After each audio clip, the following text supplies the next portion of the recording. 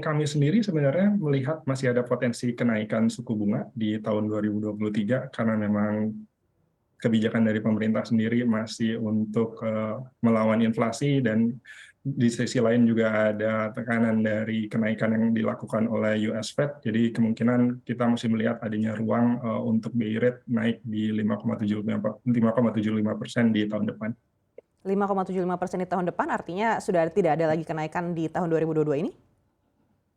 Menurut kami sih kemungkinan tidak ada. Ya.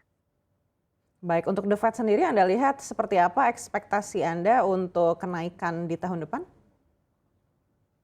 Dari tim ekonomi kami sendiri sebenarnya masih melihat tren kenaikan yang sama, kemungkinan masih akan naik 50 basis point juga di tahun 2023 karena memang secara global target pemerintah dan bank sentral dunia masih sama, apalagi kalau kita lihat inflasi di Amerika Serikat tergolong cukup tinggi jika dibandingkan dengan di Indonesia. Baik, hingga ke level berapa? Saya kurang hafal levelnya, jadi tapi kemungkinan masih bisa naik 50 basis point. Masih akan naik 50 basis point. Lalu bagaimana dengan prospek bisnis perusahaan atau korporasi di tahun 2023 dengan kemungkinan BI akan menaikkan hingga 5,75% seperti yang Anda sampaikan dan juga The Fed mungkin akan menaikkan 50 basis point lagi? Betul, tapi menurut kami ada beberapa sektor yang kami rasa masih tetap stabil di tahun 2023. Salah satunya sektor yang kecenderungannya masih resilient dari sisi permintaan, kami rasa adalah sektor telekomunikasi, karena memang kategorinya kami rasa sudah kebutuhan, kan informasi adalah kebutuhan yang kategorinya primer, dan secara industri sendiri pun kami rasa kompetisi di industri telekomunikasi sudah cukup turun. Dan sektor yang kami rasa juga akan stabil di 2023 adalah sektor batu bara. Walaupun kami lihat harganya akan turun di 2023, tapi karena memang harga yang tinggi sudah dinikmati oleh pemain di industri batu bara dari tahun ini dan tahun kemarin, jadi buffer yang mereka punya untuk menghadapi harga yang lebih rendah di tahun 2023 sudah cukup tebal. Baik, artinya untuk sektor komoditas ini juga terancam terjadi penurunan begitu di tahun 2023? Betul. Untuk komoditas utama, selain yang saya sebutkan tadi, sebenarnya selain batu bara, crude palm oil juga akan turun. Jadi kedua komoditas itu adalah komoditas utama di Indonesia, dan selain inflasi yang naik, jadi menurunnya potensi income dari kedua komoditas tersebut juga akan membantu mengurangi daya beli di masyarakat menurut kami, yang ujung-ujungnya akan berakibat juga kepada sektor seperti properti.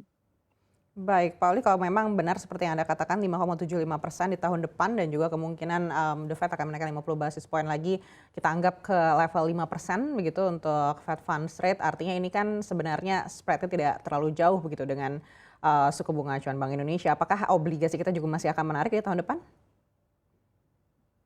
Kita rasa kalau obligasi korporasi memang ada kemungkinan akan tertekan dari sisi investasi ya, karena bunga cukup tinggi, jadi memang ada beberapa investasi yang oleh perusahaan-perusahaan harus dilakukan prioritas secara ulang gitu. Jadi memang investasi yang sifatnya ekspansif kemungkinan ditunda, tapi memang di 2023 juga banyak kebutuhan pendanaan yang sifatnya refinancing. Jadi kita rasa untuk 2023 pasar obligasi terutama domestik kemungkinan akan masih tumbuh, tapi memang ada beberapa tantangan. Baik, dan juga untuk rencana IPO di Bursa Efek Indonesia juga menargetkan mungkin lebih banyak dari tahun 2022 ini. Anda lihat seperti apa? Kalau kita coba mundur setahun lebih mundur lagi dari 2021, memang secara tren dari jumlah perusahaan sudah cukup meningkat ya, seiring dengan pertumbuhan ekonomi juga. Jadi memang kalau secara jumlah perusahaan sih kita rasa trennya akan tetap positif, karena memang sudah ada dari data Bursa Efek sendiri sudah mencatat beberapa perusahaan yang akan IPO, dan dari sisi lain dari perusahaan-perusahaan BUMN juga kita sudah lihat trennya untuk anak-anak perusahaan BUMN didorong juga untuk IPO untuk meningkatkan tata kelola dan disclosure information mereka. Jadi kita rasa 2023 secara jumlah perusahaan trennya akan masih tetap positif. Baik, dan menurut Anda sektor mana yang masih akan menarik juga oleh para investor begitu untuk dipertimbangkan di IPO tahun depan? Kalau IPO sendiri dari Fitch kita tidak terlalu mengamati karena memang kita lebih banyak fokus ke sektor obligasi, dan untuk sektor obligasi sendiri sih kita rasa untuk perusahaan-perusahaan atau sektor yang tetap menarik ya seperti yang saya sudah sebutkan tadi, perusahaan-perusahaan atau sektor yang sudah sering menerbitkan di pasar obligasi, contohnya misalnya telekomunikasi atau misalnya perusahaan grocery retail. Baik, bagaimana dengan sektor teknologi? Dari segi obligasi apakah Anda lihat ini masih akan menarik begitu? Karena kalau secara kinerja juga kita lihat belum bisa terlalu membuktikan performanya. Kalau kita lihat sektor teknologi sendiri, terutama di Indonesia, mungkin kalau yang nature-nya sifatnya startup, pendanaan dari sisi obligasi mungkin belum cocok menurut kita, karena memang seperti yang Mbak Aneke bilang tadi, secara performance mereka masih challenging, dan secara profitabilitas juga mereka belum cukup baik, jadi kemampuan untuk mereka mendanai kegiatan operasional mereka sendiri dan membayar hutang dibanding perusahaan-perusahaan yang sudah established, jadi memang masih kurang baik sebenarnya.